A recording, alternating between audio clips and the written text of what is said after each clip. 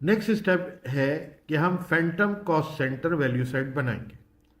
उसके लिए हमारे पास साइज 1 होगा। आइए आगे बढ़ते हैं। हम जाएंगे सेटअप पे, फाइनेंशियल्स पे, फ्लेक्स फील्ड्स पे, वैलिडेशन पे और सेट्स पे। इस विंडो पे जैसे कि आपने पहले वैल्यू सेट बनाया था कंपनी के लिए, सेम तरीके से हम यहाँ पर Phantom cost centre value set बनाएंगे। कॉस्ट सेंटर, इसके अंदर भी लिस्ट ऑफ वैल्यू हमारी रहेगी, by default list of value रहेगी। फिलहाल हम सिक्योरिटी कोई भी नहीं लगाएंगे। फॉर्मेट टाइप अभी हम कैरेक्टर रखेंगे, यानी ए से जेड तक की भी वैल्यू इस्तेमाल कर सकते हैं और 0 से 9 तक की वैल्यू। राइट जस्टिफाई हम इसलिए नहीं कर सकते कि हमारे इस फैंटम कॉस्ट सेंटर का जो साइज है वो 1 होगा, तो 1 में ना राइट है ना लेफ्ट है। फॉर एग्जाम्पल अगर हम एक कोड लिखते हैं कॉस्ट सेंटर का 5, तो 5 के ना राइट हैंड साइड पे कोई नंबर होता है ना लेफ्ट हैंड साइड पे नंबर होता है। इसका मतलब ये हुआ कि ये ऑप्शन उस जगह इस्तेमाल होगा जहाँ पे साइज 1 से लार्जर होगा, और इसके अंदर जो हम वैल्यू यानी कोड डालेंगे वो इंडिपेंडेंट होंगे। इस इंडिपेंडेंट को मैं आपको बता दूं क्या चीज़ होती है। यानी कि जैसे मेन अकाउंट सब अकाउंट होता है कि जी डिटेल अकाउंट या सब अकाउंट जिसको हम कहते हैं, सब अकाउंट उस वक्त आएगा जब उसके अगेंस्ट उसका मेन अकाउंट आएगा यानी नेचुरल अकाउंट। फॉर एग्जांपल अगर हम चाहते हैं, पहले अगर हम बैंक नेचुरल अकाउंट सेलेक्ट करें तो उसके नीचे जो डिटेल अकाउंट खोलना चाहिए वो यूबीएल खुल सकता है, एचबीएल खुल सकता है, एमसीबी खुल सकता है। ये 3 नाम हैं जो डिटेल अकाउंट, अगर मैं इनको कहूँ तो गलत नहीं होगा, ये डिपेंडेंट होंगे बैंक के कोड के जो कि मेन अकाउंट होगा। तो हम जब आगे बढ़ेंगे तो आप देखेंगे कि हम किस तरीके से डिपेंडेंट कोड बनाते हैं और इंडिपेंडेंट कोड बनाते हैं। फिलहाल तो हम इस वक्त फैंटम कॉस्ट सेंटर के ऊपर है, जहाँ पे हमने रहते हुए एक वैल्यू सेट डिफाइन किया है और उसकी वैलिडेशन इंडिपेंडेंट है, यानी उसकी वैल्यू किसी पे भी डिपेंड नहीं करेगी। इसके अलावा एक और चीज़ आपको मैं बताता चलूँ, minimum value and maximum value. Code तो हमारे पास 1 है, यानी 1 डिजिट का कोड है।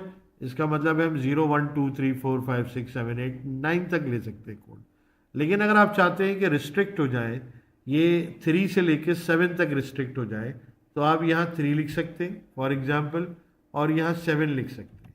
इन दैट केस जो भी कोड डाले जाएंगे इस कॉस्ट सेंटर में, या तो वो मिनिमम 3 होंगे, 3 4 5 6 7, यानी ये 5 आप कोड्स डाल सकते हैं। बट इन अवर केस अभी हम कुछ भी नहीं डालेंगे, ताकि आप जब लेटर स्टेजेस पर हम एडवांस टॉपिक्स पे जाएं तो वहाँ बहुत आसानी से काम कर सकें। अब नेक्स्ट स्टेप ये है कि इसको हम सेव करेंगे। तो उसके लिए मैंने आपको एक ऑप्शन बताया था, फाइल के अंदर सेव का ऑप्शन हम देख चुके थे। अब हम करेंगे save and proceed. Save and proceed का मैं आपको पहले भी बता चुका हूँ कि ये डेटा को सेव भी करेगा और इस स्क्रीन को क्लियर भी करेगा।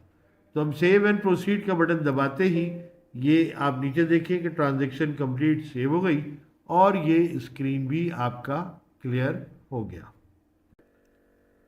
नेक्स्ट स्टेप के ऊपर हम बनाएंगे वैल्यू सेट जो कि मेन अकाउंट का होगा। इस मेन अकाउंट के वैल्यू सेट में साइज 3 होगा। आइए बनाते हैं। हम जाएंगे सेटअप में, फाइनेंशियल में, फ्लेक्स फील्ड में, वैलिडेशन में एंड सेट्स में। यहाँ पे आप अपने वैल्यू सेट का नाम रखेंगे phantom main account value set. List of value remain list of value, there would be no security. Format validation हमारी कैरेक्टर ही रहेगी। इस फॉर्मेट वैलिडेशन के अंदर हम एक नया काम करेंगे, हम नंबर्स ओनली को इनेबल करेंगे।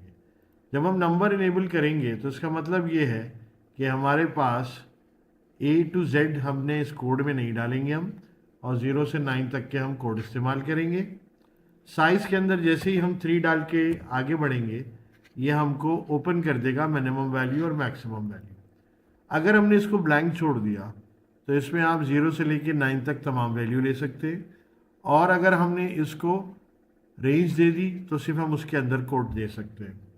राइट जस्टिफाइड और 0 फील्ड नंबर को भी इनेबल्ड करेंगे। क्योंकि हो सकता है गलती से अगर हमने सिंगल डिजिट डाल दिया तो वो सिंगल डिजिट को राइट जस्टिफाई करेगा और फिर उससे पहले ज़ीरो डाल देगा।